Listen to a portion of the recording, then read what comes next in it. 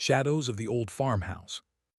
It was the summer of 2017 when my family packed up our life in the city and moved into my grandparents' old farmhouse in rural Ohio.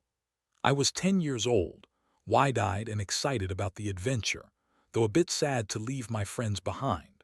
My grandparents had decided it was time to retire to a smaller condo in Florida, leaving behind the sprawling property they'd built in the mid-1980s.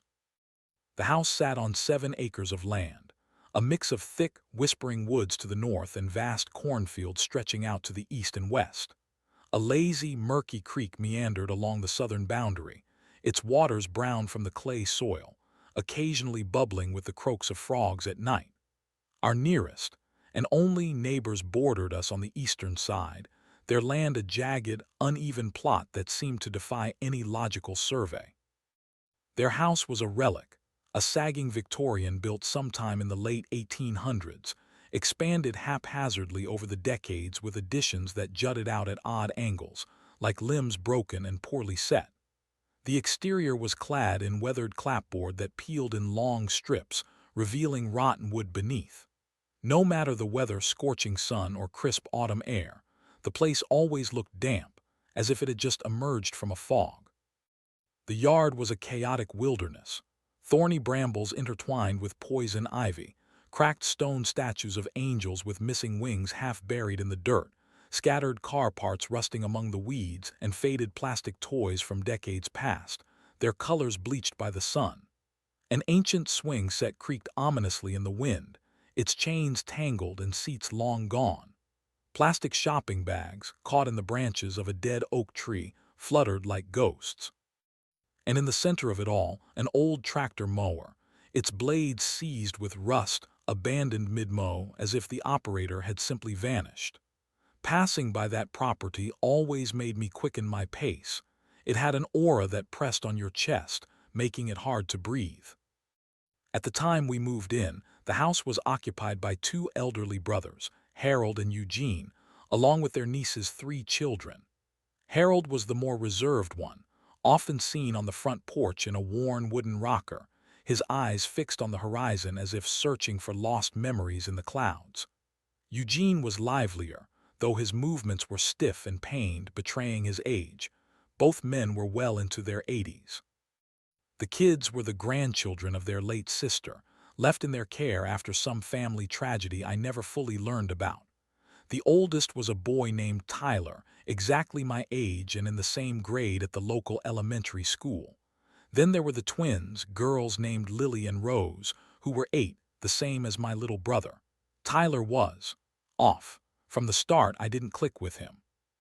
He had this intense stare, like he was always sizing you up, and a laugh that sounded forced, too high-pitched for comfort. But since we were the only kids for miles around and shared a bus stop, teachers and parents assumed we'd be best buddies. He took that as an open invitation to invade my space. No boundaries whatsoever. I'd be in my room, building Lego sets or playing video games, and suddenly feel a prickle on the back of my neck turn around, and there he'd be, standing in the doorway with that creepy grin. "What you doin'?" he'd ask, as if he'd been there all along. One afternoon, I glanced out to the backyard and saw him splashing around in our above-ground pool, doing flips off the ladder like it was his own. Another time, he sauntered into our living room during dinner, grabbed a cookie from the counter, and plopped down on the couch to watch TV with us. My parents exchanged glances but were too polite to say much at first. Hanging out with Tyler was never enjoyable. He was fixated on video games, but not the fun ones like Mario or Fortnite, the dark, glitchy horror games with jump scares and twisted plots. I'd never played them, so his endless rants about Easter eggs and secret endings went over my head. He'd mimic character voices in a raspy whisper, getting furious if I didn't react with awe. And there were moments when his eyes would glaze over, like he was lost in some violent fantasy. Once, while we were poking around the woods behind our properties, he grabbed a rusty hatchet from an old shed and chased me through the trees, swinging it wildly and cackling. "It's just a game," he yelled as I tripped over roots, heart pounding. I scraped my knee bad that day and ran home crying. Another incident happened on the rickety footbridge over the creek, a narrow plank of wood we'd crossed to explore the fields. We were midway across when he lunged at me, hands shoving my shoulders. I teetered on the edge, arms windmilling before catching myself. The creek wasn't deep, but it was full of sharp rocks. "Joke's on you," he said, smirking in a way that sent chills down my spine. I knew he wasn't joking. The twins, Lily and Rose, were like shadows, small, frail, and always clinging to each other.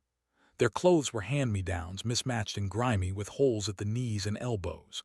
They spoke in a mumbled slur, words blending together like they hadn't learned to talk properly, even at 8. It was heartbreaking. They'd flinch at loud noises or sudden movements, eyes wide with fear. They always seemed underfed, cheeks hollow, and I'd sneak them snacks from our pantry when I could. Their father was a ghost. Rumors said he was serving time for theft or drugs, bouncing in and out of prison. That left their mother, Samantha, as the primary caregiver, though care was a stretch. Samantha was an enigma. She towered over the rest of the family, slender and elegant in a way that clashed with the decay around her. Her hair was a cascade of straight auburn waves, always perfectly brushed, and she wore vintage dresses from the 70s, flowy fabrics with bold patterns that looked like they'd been preserved in a time capsule. Her makeup was impeccable, with cat-eye liner and pale lipstick. The first time I encountered her, she was fiddling with a garden sprinkler near the fence line, right where our yards met. She spotted me playing with my dog and called out in a melodic voice, "Hey there, handsome. Mind giving a lady a hand? This thing's jammed tighter than a drum." I hesitated but wandered over, twisting the nozzle. It spun easily. She let out a dramatic gasp, pressing a hand to her chest. "My hero, you're stronger than you look. What's your secret?" I blushed, mumbling something about eating my veggies. She laughed, a sound like wind chimes, and made me feel 10 feet tall. Then her expression turned serious. "You know you have an old soul. I can see it in your eyes, the way they sparkle with hidden knowledge." I tilted my head, confused. "Hidden what?" She leaned closer, her perfume a mix of jasmine and something earthy. "The veil between worlds is thin for people like you. You sense things others miss." Before I could process that, she straightened up and said, "Come on inside for a treat. I've got fresh lemonade." Mesmerized, I followed. Stepping into their house was like entering a nightmare.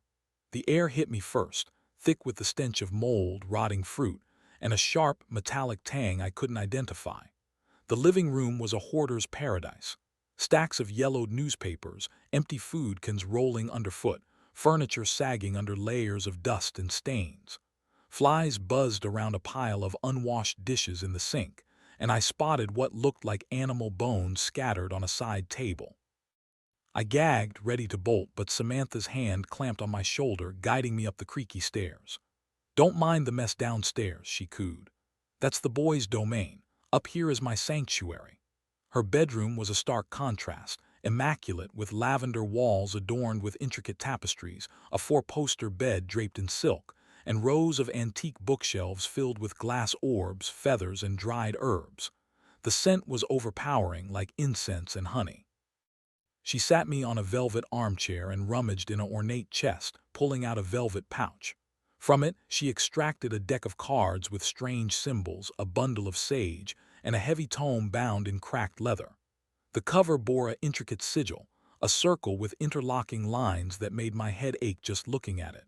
My family went to church sporadically, but I recognized occult symbols from movies and books. Panic surged.